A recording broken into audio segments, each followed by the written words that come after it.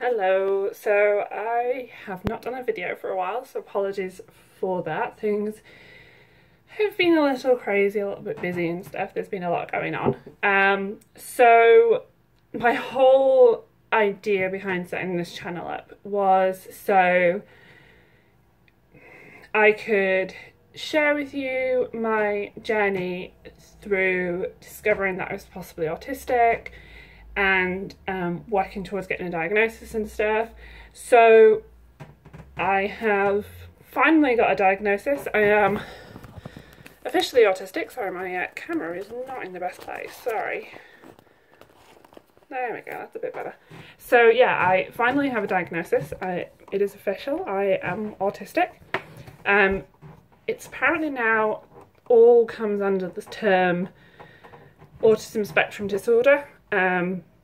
But it would be sort of Asperger's under the old term. Everything is now autism spectrum disorder. So but yeah, I have Asperger's, so it has finally been confirmed.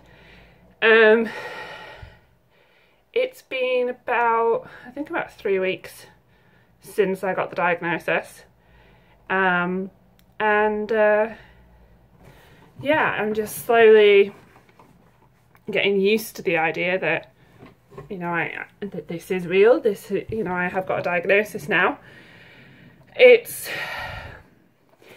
good because it kind of, you get this validation that, you know, you are indeed correct, that there was something there, you are on the spectrum and stuff, and that is a good thing because it makes you feel very validated. It makes you kind of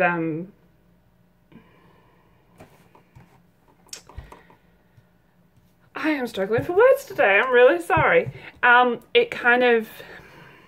It confirms what you were thinking, and it confirms that yes, you are on the spectrum, and you can kind of officially start to accept that yes, you have got Asperger's.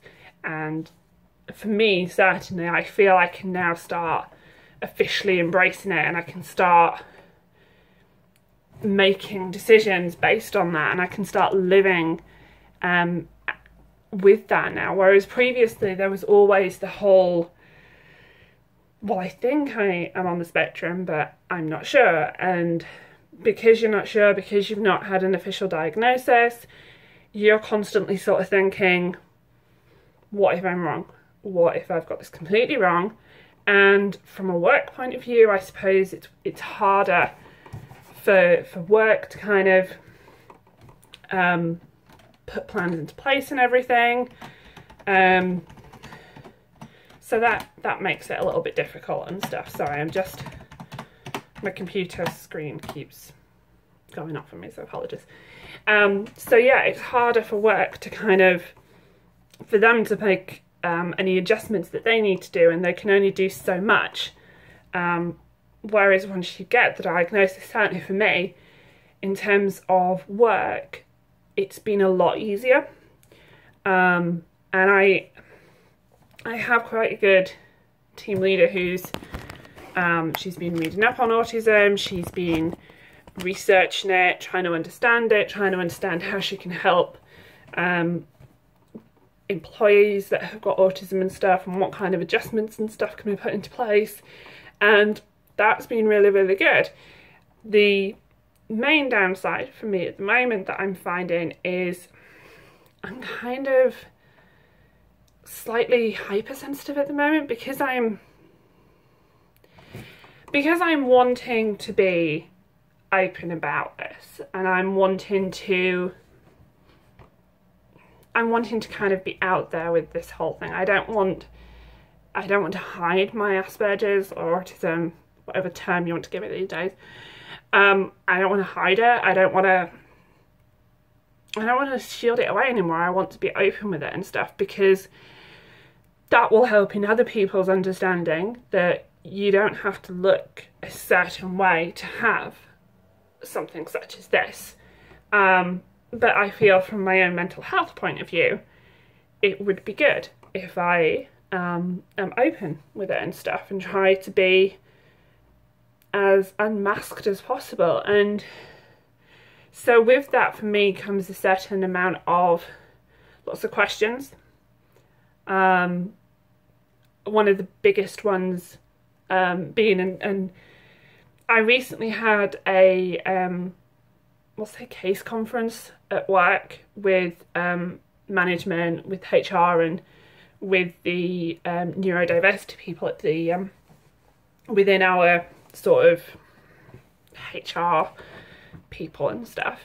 And we all sat down, and we had my team leader there, we had somebody from occupational health, we had somebody from HR there, we had 2 people from the neurodivergent group.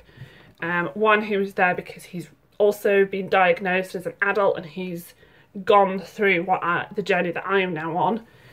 And then we had somebody else from the group who was there from a policy kind of point of view and to support my team leader and support management and everything. And the lady from HR, one of the very first questions that she asked me was, well, how do you mask? In what way have you masked your autism? And that is a very difficult question to answer, and it's something I've asked myself since I got the diagnosis. And it's really difficult to answer because I frequently found myself saying to myself, okay, so it's official, I'm on the spectrum. Wait, how have I been masking this? Because I have masked for so long, and because I've gone through life not knowing that I was on the spectrum, I have the whole idea of masking. I didn't know I was masking.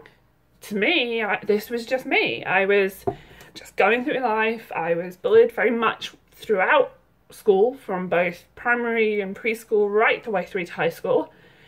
I was always considered weird, odd. I never really had friends much when I was at school and stuff, if at all. I don't have, like some people do, I don't have friends that I still have now that I had as a growing up kind of thing. I don't have that. But to me, that was just normal. That was just, this is just life. Whereas now, to be a 30-something-year-old adult and suddenly to think I might be on the spectrum, to then go from I might be on the spectrum to I am on the spectrum, you then have this moment where you go, so I've been masking my entire life. How have I been masking?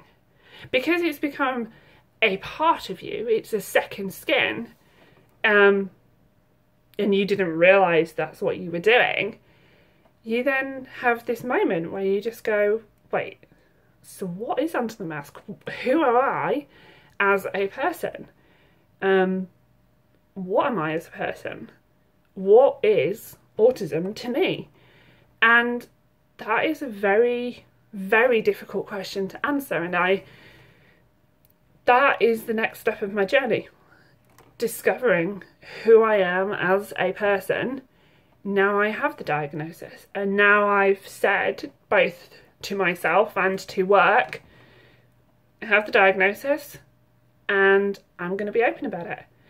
And the guy from the neurodivergent group who's waiting, I think, for diagnosis himself and was there from a sort of support management and stuff, he felt that that was quite a brave thing to do. But for me, I don't see it as that. I just see it as it'll be good for people, so they'll understand. They'll come to understand that this is the norm now. This is who I am. And it will be good for me from a mental health point of view because I won't be hiding it anymore. I won't be pretending that the busyness in the office, it doesn't affect me. I won't have to pretend that I'm really tired at work. I won't have to focus on being what everybody else considers as normal, but to me isn't normal, because that is not me. You know, I can now confidently and comfortably say to my managers, to my team, it's really noisy in here, it's really busy, I'm going to put my headphones on. And they will let me wear my noise cancelling headphones. I mean, they let me do it beforehand, but now I've had the diagnosis, I feel much more confident wearing them at work and using them as a preventative thing rather than only reaching for them when I was starting to struggle. Whereas now I feel more confident just being able to wear them pretty much most of the time and just being, you know what, it's getting a little bit noisy in here, I'm just going to put the headphones on, it's going to be easier. Because I find when I've got the headphones on, it helps with my tiredness, it helps with my headaches, it helps me focus. If I'm finding even with my noise cancelling headphones on, it's still struggling a little bit and I'm still finding my mind's going in every single direction because there's loads of noises going on. Work are fine for me to pop some music on with my headphones, it's not disrupting people. And I find that really good because it's like a switch in my mind. It just goes, okay, I just have this to focus on. My mind is not like a cat that just swatted a bush and is now like, which fly do I go for next? I can relax, I can be more comfortable, I can be more focused, I can be more productive because I'm not sitting there trying to carry on with stuff while at the same time there's this little person in my head going, oh my gosh, it is way too loud in here, oh my word, no, no, no. Now I can have the headphones on and I can embrace that side of me and I can comfortably say, I need adjustments. I need to be something, you know, I can accept who I am as a person now and I can ask that I either step out for a little bit of a break or I wear my headphones.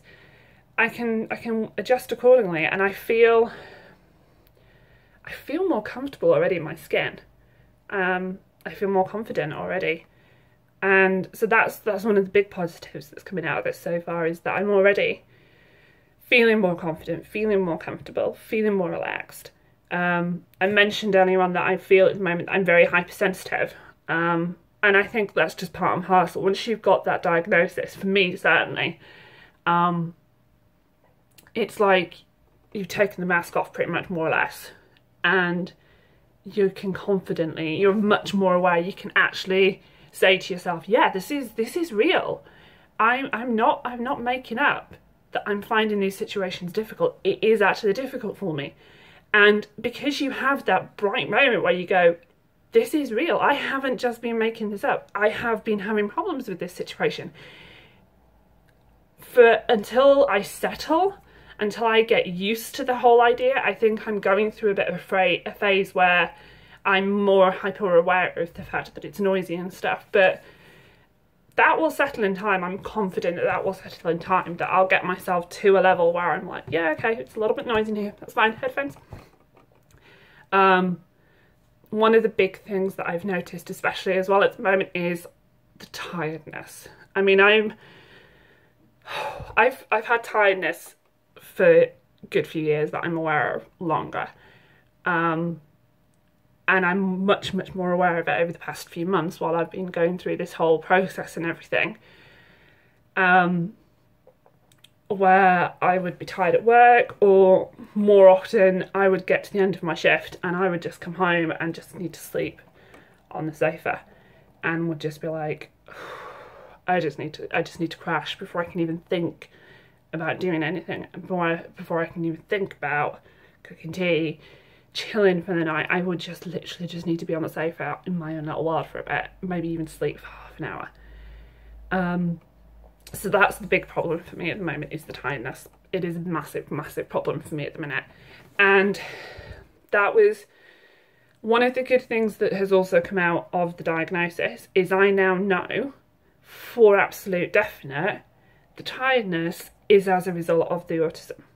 The combination of sensory overload, auditory overload, all of that kind of stuff, combined with social requirements, everything that you need to try and do to try and maintain a normal life, all of that makes you shattered. It is exhausting. And I spoke to my doctor about it. She's confident that in time that again it will settle. And work have been really good, because work have basically said to me, you can have an hour, because normally we just have half an hour for lunch and that's it. 7.5 hour shift, here's half an hour for lunch, that's a lot. Whereas work have been very good. They've basically said to me, okay, you can have an hour for lunch, but you can split that how you want. So I can basically, if I'm in the morning, I'm feeling a little bit tired, if I'm starting to struggle a little bit, I can confidently say, I need a break, do you mind if I go have 10 minutes? And they're fine with that now. Or if I need to have a break in the afternoon, I have that option now. And I've been putting that in place since, I think last Thursday? Yeah, last Thursday. And that has been fantastic, because it's given me a bit of structure, but more importantly, it's given me the confidence and the comfortability to just keep in check with myself. So as the day goes on, I'm starting to have this mental check clock voice in the back of my head, whatever you want to call it, that keeps a kind of, that for me, I'm always aware of it. This clock, whatever you want to call it, meter, something. I'm struggling for words today, I'm so sorry. We'll call it a meter. This meter at the back of my head, and I'm aware of it, and I can keep a note on it in terms of my balance, in terms of being overloaded to not being overloaded. I can keep an eye on that balance, and my tiredness. And if I start to feel I'm going to get a little bit overloaded, or I'm getting a bit too tired, I now have the ability to say, I need a break. Can I step out for 10, 15 minutes? And work are fine with me for that. And that's been really good. What they've done now, because the doctor has said to me that there isn't anything that they can treat so much as with the tiredness, and that it's just going to take some time for it to settle. What work have very kindly said that they'll do for the moment is they're happy for me to reduce my hours, just to give me a bit more time to focus on getting my head around the whole autism thing, settling into what this means for me, getting used to the whole idea and everything, and getting used to the tiredness and letting that settle. They've reduced my hours. So at the moment I'm going to be starting to work 6 hours a day, which is starting today, that I've just been in. So I'll see how that goes, and then we'll gradually build it back up to the regular 7.5 hours. And again, that will be good for me, because like I say, it will just give me a little bit of time to get used to the whole idea and everything, and see how things are going. So I have ranted on for 18 minutes, I've just realised, and probably not said very much meaningful stuff. I think I've just used this as basically a ranting space. So apologies if you've stuck with me, fantastic. But I totally understand if there's anybody that's gone, what on earth is this woman talking about?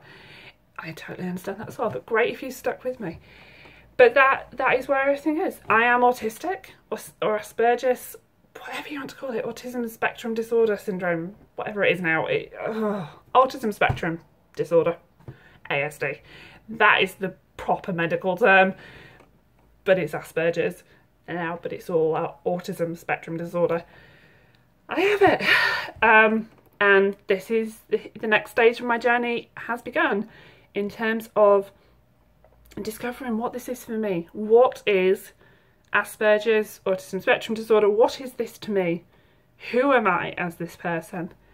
And I'm starting this journey, I'm on this journey, and I feel comfortable, I feel confident, I feel much happier, much more relaxed.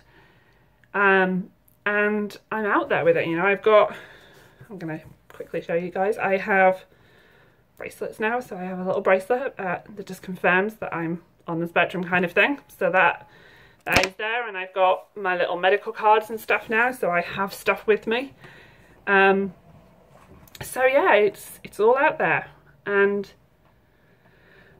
I'm starting to get comfortable in my skin again. And well, I say again, you know, this is who I am now. And I kind of described it to my husband the other day as, it's like coming into a house that you don't know where the furniture is, you don't even know where the friggin' light bulb is, you know, the light switch, and in order to find your way around, and in order to switch the light on, you're going to get a few bumps, you're going to get a few bruises. And I think I'm going through that sort of phase at the moment. I've just about found the light switch, I think. Yeah, this is me now, and this is who I am. I am on the spectrum, and I am getting comfortable in my new skin, so to speak. And so I will keep you guys updated as things go on. And I'll let you know how things go. But yeah, I just wanted to do a video, update you all as to what was happening, and yeah, just kind of fill you all in. So that's it. Any questions, any questions or anything that you want to ask, pop them below. If you want me to do a video about any of the sensory toys and stuff that I've got, because I've got quite a few now, I'm building a collection. Again, feel free to ask and pop them below. And yeah, any questions that you might have, feel free to ask. But yeah, this is who I am now, and I'm enjoying it so far. It feels good. It feels really good to have this confirmation. So